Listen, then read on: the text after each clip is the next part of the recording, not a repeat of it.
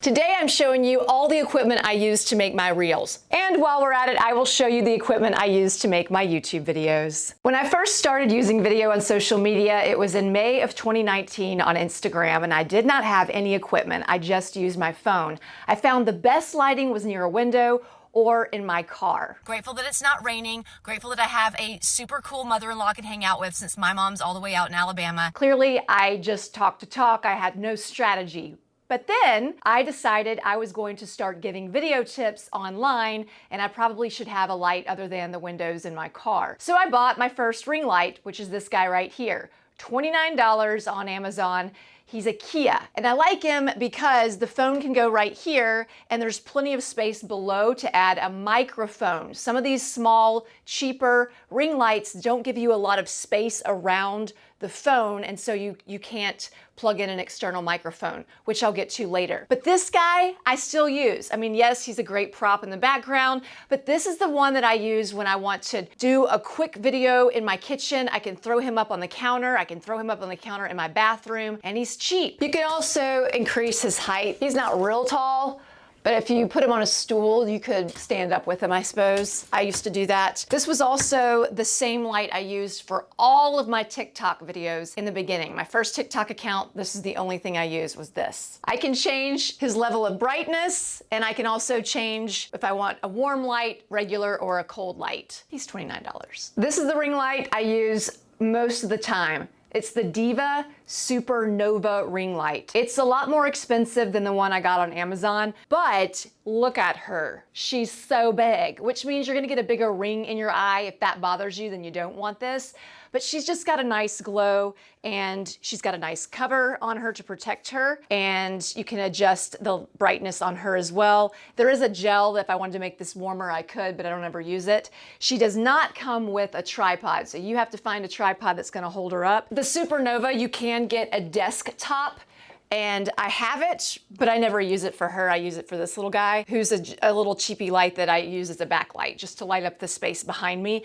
But you can put her on a desktop. The thing about that is she's a beast to get on and off, and that just requires a lot of time. So if you're gonna put her on a small one, just assume that you're gonna use her most of the time on the small one. This is the other phone holder I use all the time, almost every day. It's the Nanette cup suction mount, and it does not come with a phone accessory. I got this from Neewer. You can also get one similar to this on Walmart, and I will put both those links down below so you can look at that. This is a really cool phone accessory because it allows you to attach your phone to almost any tripod out there because of the way that it screws on. But the suction is what I use to do a lot of my reels and my stories in my kitchen and in my bathroom, because again, you want to switch up location so that you don't bore your viewer. Now let's talk microphones. I did start using a microphone on my first TikTok account when I stopped doing lip dubs. See, we all start with training wheels on social media video. We start off with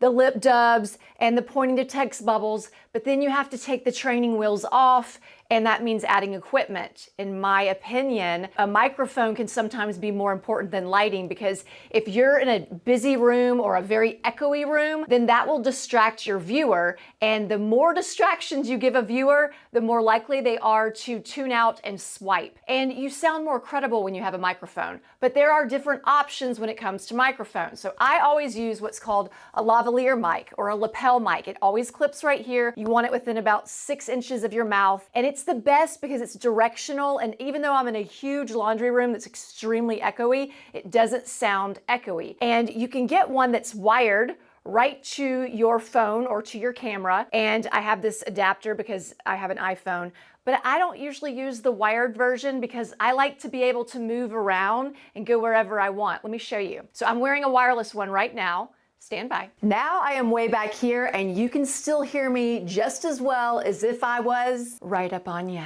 Now I'm going to take this microphone off and walk back there, and you can hear the difference. Microphone is out, and now I am depending on the internal microphone of that camera, which is not bad, but in a big echoey room with hardwood floors, it's not going to sound nearly as good as if you had a microphone. I switched microphones. Now I am using a microphone that is attached to the camera instead of being attached to me. And all the microphone equipment I use is from a company called Rode.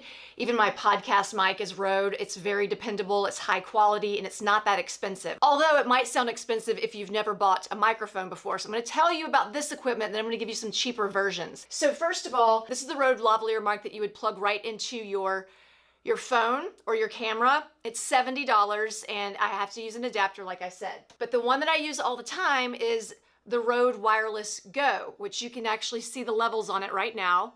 There is an updated version of this, but I don't have that one. This one is $200 for this system, but I added this so it makes it more expensive. Let me explain. So this is the receiver that attaches to my phone or to my camera. Then this is the transmitter that can actually act as a microphone. If I was to unplug this, I could wear this right here and it would pick me up, but that's really not attractive and very distracting. So I have the lav plugged into this, and then I wear it on my waistband and I wear it right here. Now, some people don't like this. They think it's ugly. They think it's annoying when their hair hits it or a piece of jewelry might hit it. They'll try to hide it under their shirt, and sometimes that's also distracting because you can hear the shirt rubbing against the microphone. I personally don't care if people think this is ugly because it is the best quality sound, especially for this large laundry room that I'm in. And I also like this because it will hold its battery life for 7 hours, but you do have to keep them charged, obviously, because they are wireless.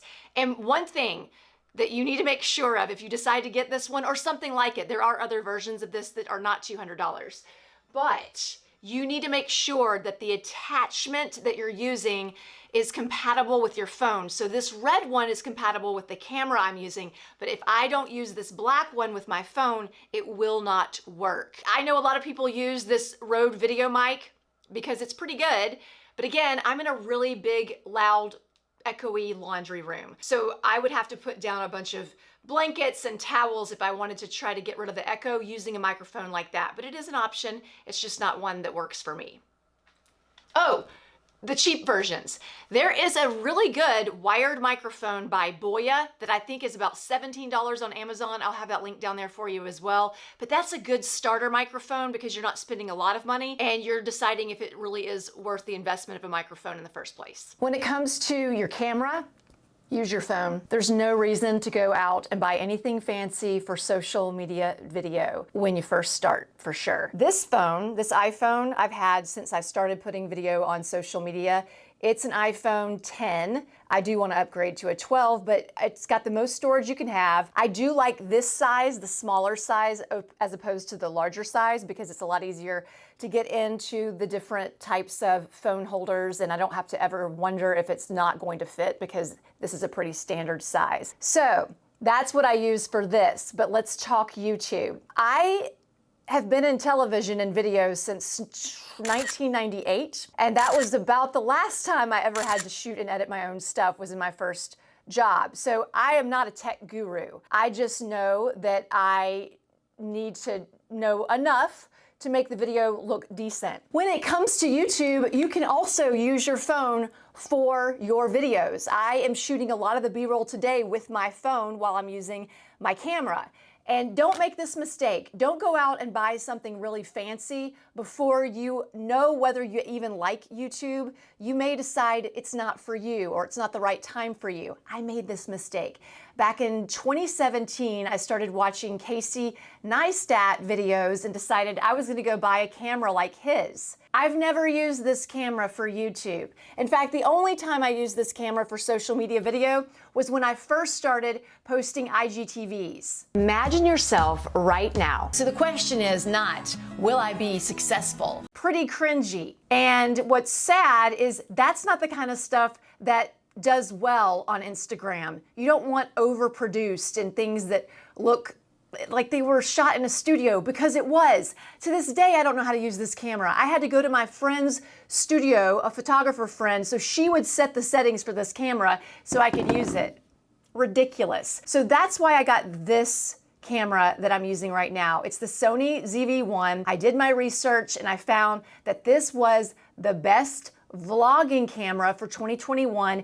And the reason that it's so good, I'm going to show you using my phone. The reason I like this camera is it has a flip out screen, really important, so you can see yourself, make sure you're in focus and in the shot. With that said, that's the other reason I like it. Watch this. So it's focused on my camera or on my phone and then on me. So it has a good autofocus. That's something else you want to know. You also want something that has a jack for an external microphone. A lot of cameras, well, I won't say a lot, but there are some cameras out there that you're not able to put a microphone with it, like plug in a microphone. And it's user friendly, and it doesn't have interchangeable lenses, which to some that might be a bad thing. To me, I want user friendly, and this does the job. So that's why I got the Sony ZV-1. Don't ask me anything technical about it. I use all the automatic features, settings that came with it. And now for the stars of the show,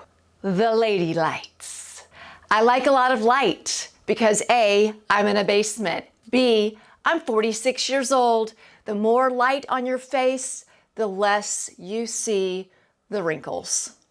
But light is important for anyone. If you've got great natural light, that is ideal, but you can't always rely on the sun because the sun's gonna do what the sun does.